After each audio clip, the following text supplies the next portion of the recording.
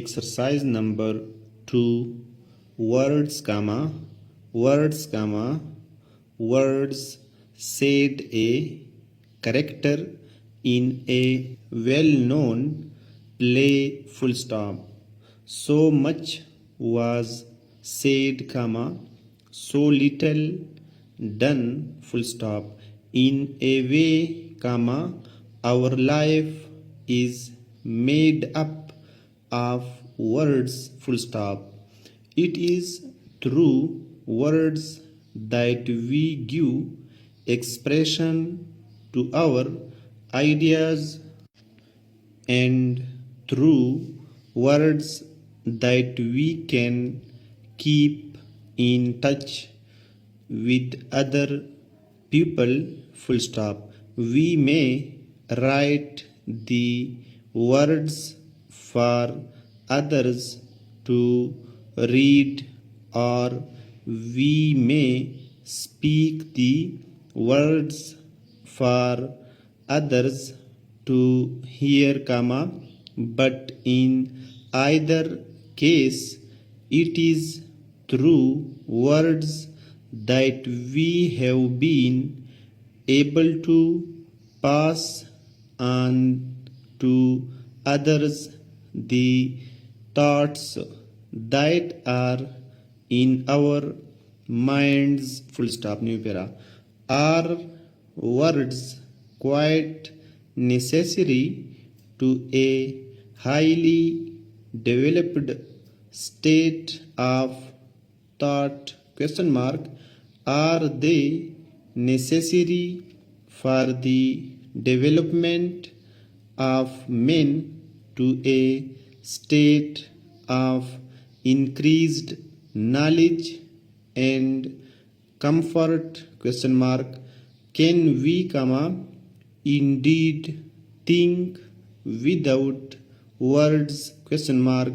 Much has been said and written on this last point, and some writers are quick to point out that we can think in pictures without the use of words, full stop.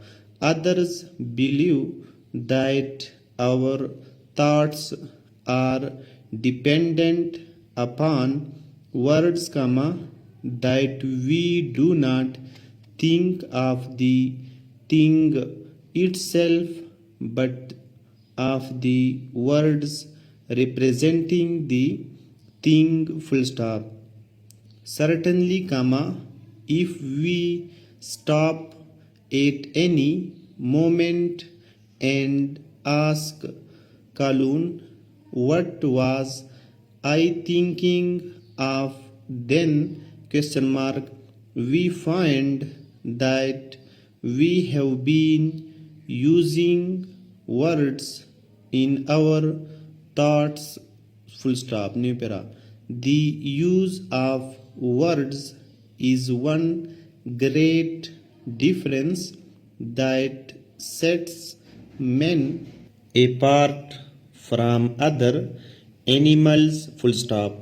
It is true that most living things seem to use sounds of some sort in their life with one another, but they do not use language as men does, full stop. So far as we can judge from historical records, men continued in a very early state of development until he began to speak, full stop. With the use of words, he developed more quickly, and when he learned to write down the words, his development increased at a very great rate, full stop. The written words seems necessary for the wide development of a pupil, full stop. With the written words, ideas can be passed on quickly and knowledge, won by experience and hard work, can be passed on to others who can then use the knowledge for their own purposes, full stop. At first, the written word could be used only by a few, as it was carefully and beautifully written by hand, and one copy only existed of each piece of writing, full stop. Now, however, thousands of copies of a book can be turned out in a very short time, and the thoughts and ideas of one man can be read by millions, full stop. This has its dangers, of course, as well as its advantage, for it may happen, and we have seen it happen, that a person with a powerful use of words can influence millions of people in the direction he desires, full stop. For words, are powerful things. People are moved to action by words, they are moved to action by the ideas expressed in words, full stop. We know that in political life, the man who is most successful is generally the man with the power to speak well, to use words in a way that influences people to believe what he says, full stop.